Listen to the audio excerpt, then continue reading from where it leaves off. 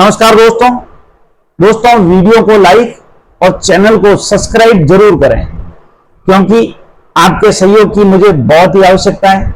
इसलिए please video को like और चैनल को सब्सक्राइब जरूर करें। जब भारत की लड़ाई जिस देश के साथ हो और भारत के विपक्ष का नेता रात को चुपके से जाए और उस देश के अधिकारियों से मिले, उस देश के दूतावास में जाकर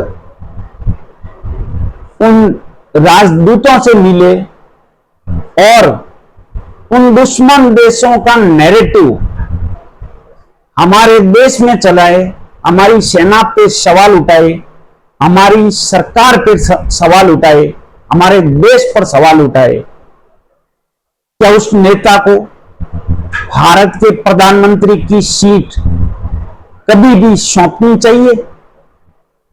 ये बहुत ही गंभीर सवाल है दोस्तों, मगर ये हकीकत है कि जब भारत का विवाद चाइना के साथ हुआ था 2020 में, 2020 में गलवान घाटी पे चीनी सैनिकों के साथ हिंसक झड़प हुई थी, या यूं कहें खुली झड़प हुई थी,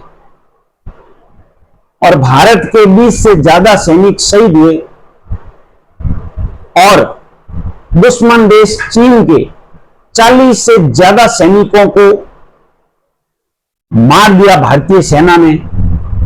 मगर उस रात को राहुल गांधी जाते हैं और चीन के राजदूत से मुलाकात करते हैं, और जब न्यूज आती है तो वो इनकार कर देते हैं।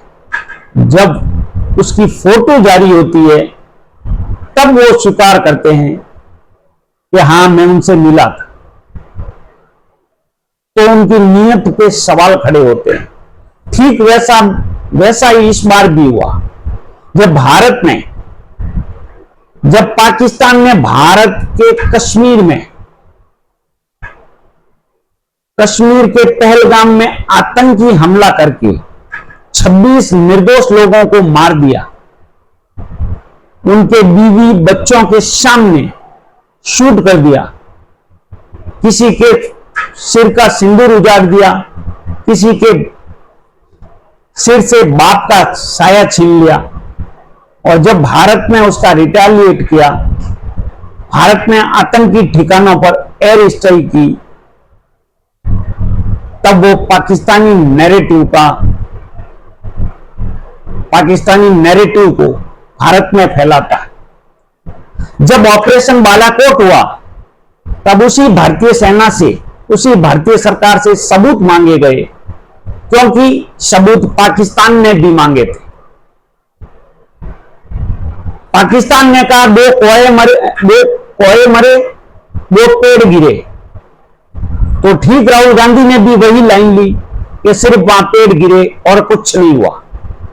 मगर जब ऑपरेशन सिंदूर हुआ, भारतीय सेना ने ऑपरेशन सिंदूर लॉन्च किया और 9 आतंकी ठिकानों को तबाह किया, उसके बाद पाकिस्तान ने रिटेलिएट किया, तो भारतीय सेना ने वो जवाब दिया।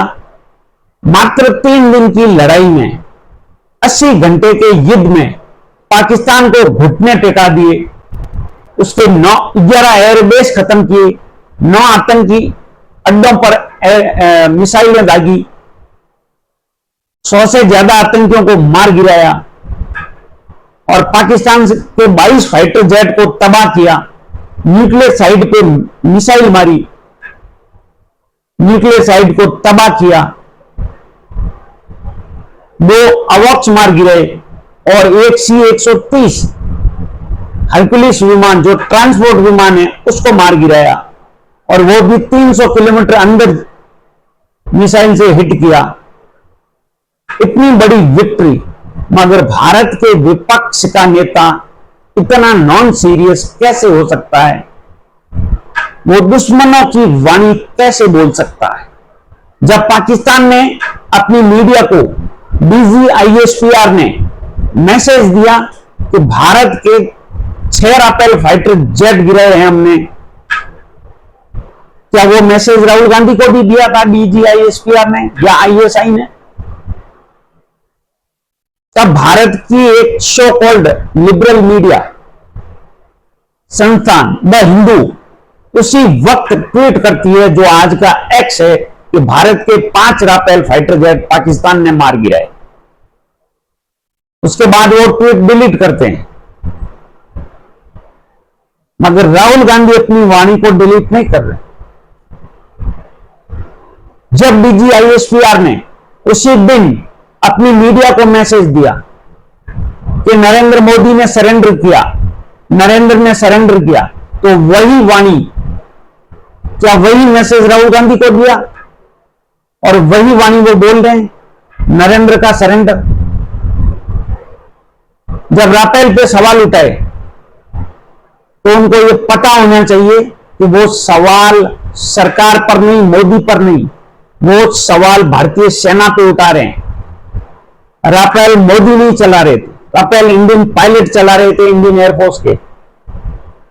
तो सवाल वो इंडियन पायलट की काबिलियत पर है।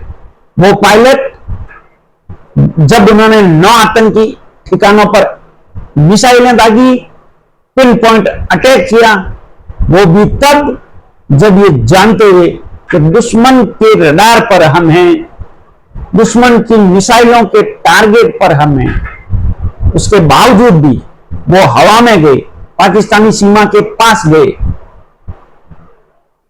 मिसाइल दागी, और जब तक मिसाइल टारगेट को हिट ना करे तब तक उस मिसाइल को गाइड किया, अपने फाइटर जेट को संभाला। उन पायलटों पे आप सवाल खड़े कर रहे हैं, वो भी तब जब एक भी राफेल डाउन नहीं हुआ।